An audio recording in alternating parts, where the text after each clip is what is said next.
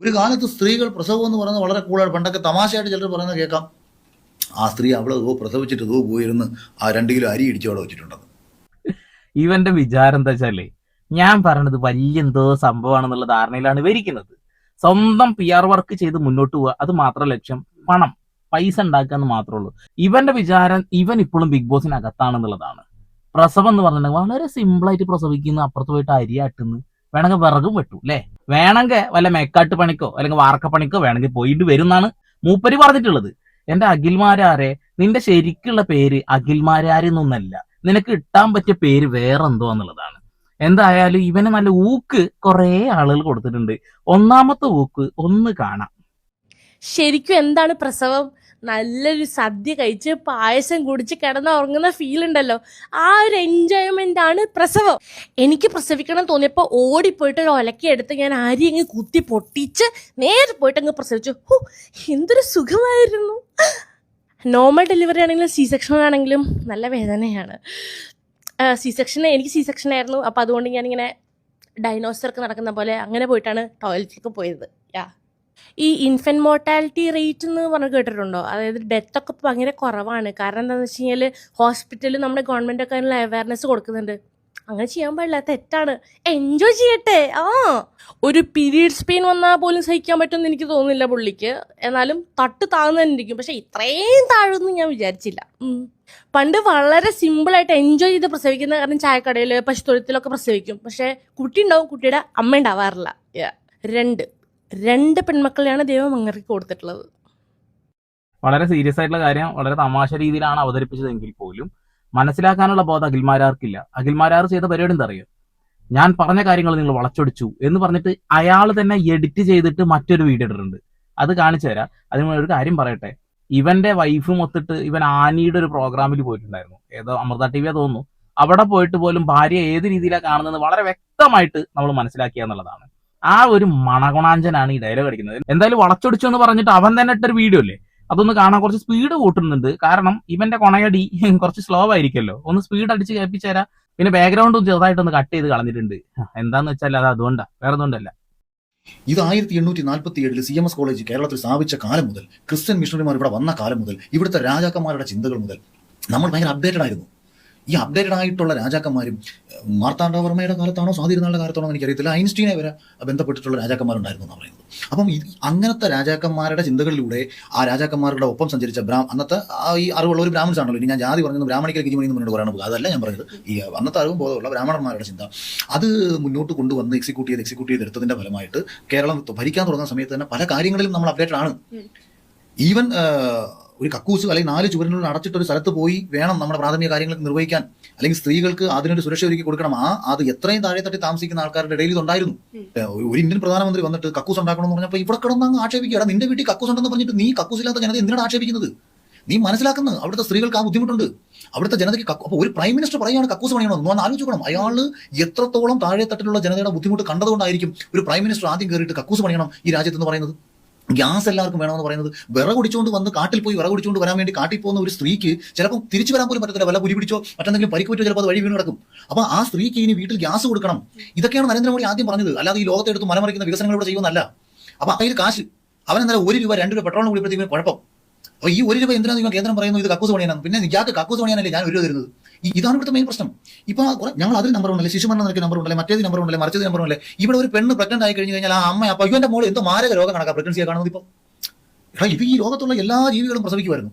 ഒരു കാലത്ത് സ്ത്രീകൾ പ്രസവം എന്ന് പറയുന്നത് വളരെ കൂടുതൽ പണ്ടൊക്കെ തമാശയായിട്ട് ചിലർ പറയുന്നത് കേൾക്കാം. ആ സ്ത്രീ അവള് പ്രസവിച്ചിട്ട് പോയിരുന്ന് ആ 2 കിലോ അരി ഇടിച്ച് അവിടെ വെച്ചിട്ടുണ്ടെന്ന്. അപ്പോൾ ഇത്ര നിസാരമായിട്ട് സ്ത്രീകൾ വളരെ എൻജോയ് ചെയ്തിരുന്ന ഒരു പ്രോസസ്സിനെ ഇവിടുത്തെ കുറേ ആശുപത്രികളും വന്ന് ഇവിടുത്തെ കുറേ രക്ഷകർത്താക്കളെ ഇതിങ്ങനെ പ്രഷർ കയറ്റി വെച്ച് അതോടുകൂടി ആദ്യം കയറി പ്രഗ്നന്റ് ആയി കഴിഞ്ഞാൽ തന്നെ എനിക്കെന്തോ മാരക രോഗമാണെന്ന് ഒരു പെൺകുട്ടിയുടെ മനസ്സിലേക്ക് ഇട്ടുകൊടുത്ത് ഇതിനെ ഇങ്ങനെ പേടിപ്പിച്ച് 9 മാസം ഇതിന് പ്രസവിക്കാനും പറ്റാം, സിസേറിയനുമായി ആകെ കോംപ്ലിക്കേറ്റഡ് ആക്കി വെക്കും. ഇത് പണ്ട് തൊട്ടേ നമ്മളിങ്ങനെ കൊച്ചു കാര്യങ്ങളൊക്കെ ഇത്രയും സുരക്ഷ കൊടുത്ത് വരുന്നുണ്ട്. ഇവിടെ ശിശുമരണം നിരക്ക് നാച്ചുറലി കുറവായിരുന്നു. എനിക്ക് മനസ്സിലാവാത്ത കാര്യം എന്താ വെച്ചാല്, ഇവനിപ്പോ എക്സ്പ്ലനേഷൻ ആണെന്ന് പറഞ്ഞിട്ട വീഡിയോ ആണ് ഞാൻ ഇപ്പൊ നിങ്ങളുടെ മുന്നിലേക്ക് കൊണ്ടുവന്നിട്ടുള്ളത്. ഈ വീഡിയോയിൽ പറയുന്ന ഒരു കാര്യം അങ്ങോട്ടൊരു ബന്ധമില്ല. എന്നിട്ട് ഈ വീഡിയോ ആണ് വളച്ചൊടിച്ചത് എന്നാ പറയുന്നത്. എടാ മണകൊണാഞ്ച, നീ എന്തൊക്കെ കുളത്തര പറഞ്ഞുകൊണ്ടിരിക്കുന്നത്? എന്തായാലും ഇതിന്റെ കേസ് വന്നിട്ടുണ്ട് കേട്ടോ. എടാ കേരളം നമ്പർ 1 ആണെന്ന് പറയുന്നത് ഈ ആരോഗ്യത്തിന്റെ കാര്യത്തിലും കൂടിയാണല്ലോ. നമ്മളൊക്കെ ഒരു അസുഖം വന്നു കഴിഞ്ഞിട്ടുണ്ടെങ്കിൽ ആശുപത്രികളിൽ പോകുന്നുണ്ട്, ആശുപത്രികളിൽ ഡോക്ടർമാരുണ്ട്, അതിൻ്റെതായ എല്ലാ കാര്യങ്ങളും ഉണ്ട്. പോരായ്മകൾ ഇല്ലാന്ന് ഞാൻ പറഞ്ഞില്ല, എന്നാലും ഉണ്ട്. മറ്റുള്ള സംസ്ഥാനങ്ങളെ അപേക്ഷിച്ച് എല്ലാ കാര്യങ്ങളും ഇവിടെ ഉണ്ട്. അതുകൊണ്ടാണ് നമ്മൾ ആശുപത്രിയിൽ പോകുന്നത്. ഇതുകൊണ്ടൊക്കെ തന്നെ ഇവിടെ ശിശുമരണ നിരക്ക് കുറയുന്നു, കൃത്യമായി ട്രീറ്റ്മെന്റ് എടുക്കാൻ കഴിയുന്നു. കഴുത്തറപ്പൻ ചിന്താഗതിയുള്ള ആ ഡോക്ടേഴ്സ് ഒക്കെ ഉണ്ട്, ഇല്ലാന്ന് ഞാൻ പറയുന്നില്ല. പക്ഷേ മറ്റുള്ള സംസ്ഥാനങ്ങളെ അപേക്ഷിച്ച് നോക്കുമ്പോൾ അതൊക്കെ വളരെ കുറവാണ് ഇവിടെ. അത് മനസ്സിലാക്കണം. കോളേജിലും കൂടി പോകാത്ത ആളുകളാണ് അവിടെ ഡോക്ടർമാരായിട്ടിരിക്കുന്നത്. കഴിഞ്ഞ വീഡിയോയിൽ ഞാൻ കൊടുക്കുന്നുണ്ട് ബീഹാറിന്റെ ഒരു അവസ്ഥ. ഇവിടെ വളരെ സിമ്പിളായി നിസാരമായി കണ്ടിരുന്ന ഒരു പ്രോസസ് ആയിരുന്നു ഇത്ര പ്രസവമൊക്കെ. പ്രസവം അന്ന് ബുദ്ധിമുട്ടാ. അന്ന് വീട്ടിലൊക്കെ ആയിരുന്നു ആളുകൾ പ്രസവിച്ചിരുന്നത്. അതിൽ അമ്മ അല്ലെങ്കിൽ കുഞ്ഞ് ഒരാൾ നഷ്ടപ്പെട്ടിരുന്നു. എന്നിട്ട് ആ പ്രസവം കഴിഞ്ഞിട്ട് അവർ കൊയ്ത്തിനും മെതിക്കാനൊന്നല്ല പോയിരുന്നത്, റെസ്റ്റ് തന്നെ എടുത്തിരുന്നത്, പ്രോപ്പറായി റെസ്റ്റ് എടുത്തിരുന്നത്. ഇപ്പൊ ലക്ഷ്മി പറഞ്ഞതുപോലെ തന്നെ നിനക്ക് മെൻസസ് പെയിൻ എന്ന് പറഞ്ഞ ഒരു കാര്യത്തിനെ കുറിച്ച് അറിയുമോ? അങ്ങനെ ഒരു വേദന വന്നാൽ അതിന്റെ ഒരു ചില്ലറ ഒരു അംശം പോലും നിനക്കും താങ്ങാൻ കഴിയില്ല എന്നുള്ളതാണ്. ഞാനൊക്കെ ഇഷ്ടം പോലെ കണ്ടിട്ടുണ്ട്. ചില സ്ത്രീകള് ഭയങ്കരമായിട്ട് വേദന കാരണം ബോധം കെട്ട് വീഴുന്ന അവസ്ഥ പോലും ഉണ്ടായിട്ടുണ്ട്. ഞാൻ കൊണ്ടുപോയിട്ടുണ്ട് ആശുപത്രിയിൽ ഒരു സ്ത്രീ ഇതേപോലെ തന്നെ. അപ്പൊ ഇതൊക്കെ മനസ്സിലാവണം എന്നുണ്ടെങ്കിൽ കുറച്ചെങ്കിലും വകതിരിവ് വേണം. ഞാൻ പറഞ്ഞത് മാത്രമാണ് ശരി, ഞാൻ എന്തോ സംഭവമാണെന്ന രീതിയിൽ പറയുമ്പോൾ നിന്റെ മനോഭാവം ഞങ്ങൾക്ക് വ്യക്തമായി മനസ്സിലാവുന്നുണ്ടടാ. ചാണകക്കുഴിയിൽ വീണ് കഴിഞ്ഞാൽ മൊത്തത്തിൽ തിരിയോ? പക്ഷെ ഇവൻ ഭയങ്കര മനോഹരമായിട്ട് വിട്ടിത്തരം പറയുന്ന മനുഷ്യനാണ്. വളരെ മനോഹരമായി ഭയങ്കരമായിട്ട് എന്തൊക്കെയോ പറഞ്ഞു കൂട്ടിയിട്ട് അതിലേക്ക് കൊണ്ടുവരാൻ ശ്രമിക്കുന്നുള്ളതാണ്. പക്ഷെ മണ്ടന. ഇനി മറ്റൊരു ചേച്ചി പറയുന്നത് കൂടി നിനക്കുള്ളതാ, കേൾക്കാം.